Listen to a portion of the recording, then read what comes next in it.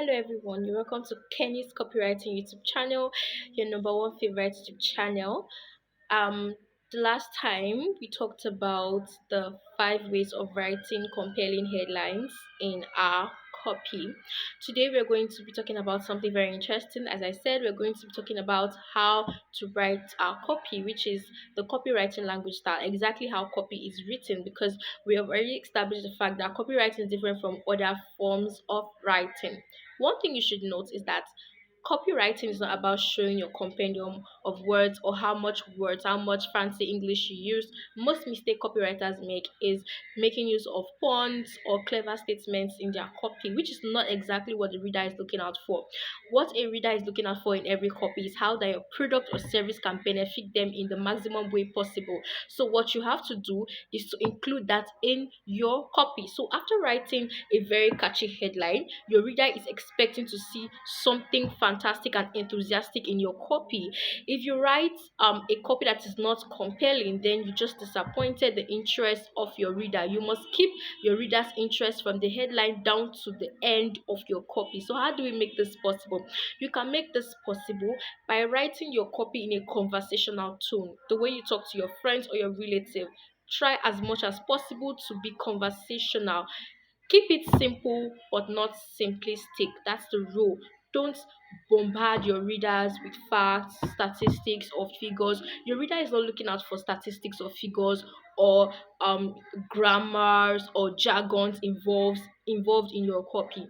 Your reader is looking out for the benefit that your product or your service can give him or her. So if it's not included in your copy, you just lose the interest of your reader from that particular product or service that you're rendering.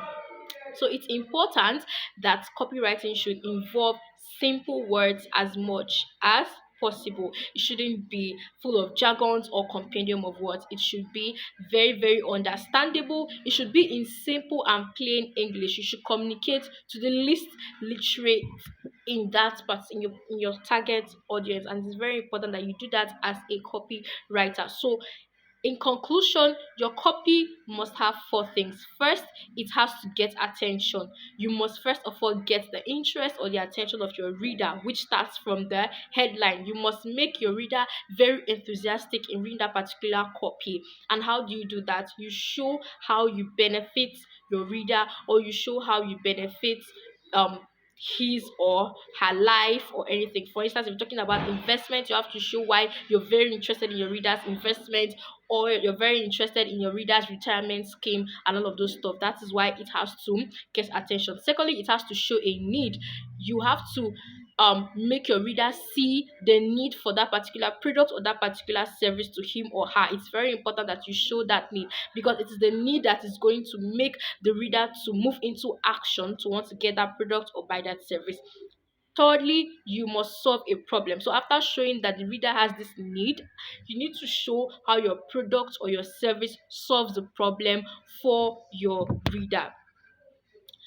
That is very, very important in that particular copy. So the next thing that is important, which is last but not the least, is that you have to show what your product says it can do.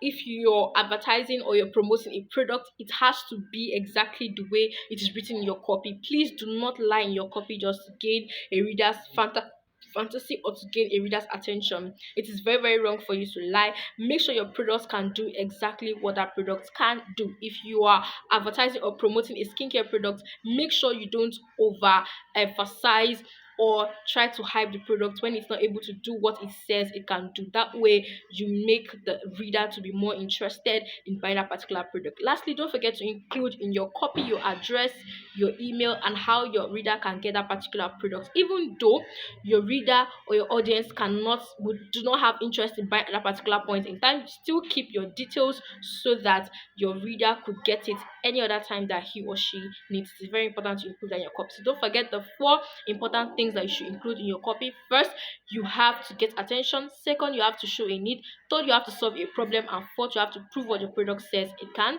do. This is the end of today's video on copywriting language style. Don't forget to subscribe to this YouTube channel. The next time I'll be meeting you, we'll be talking about the four use of copywriting. Till next time.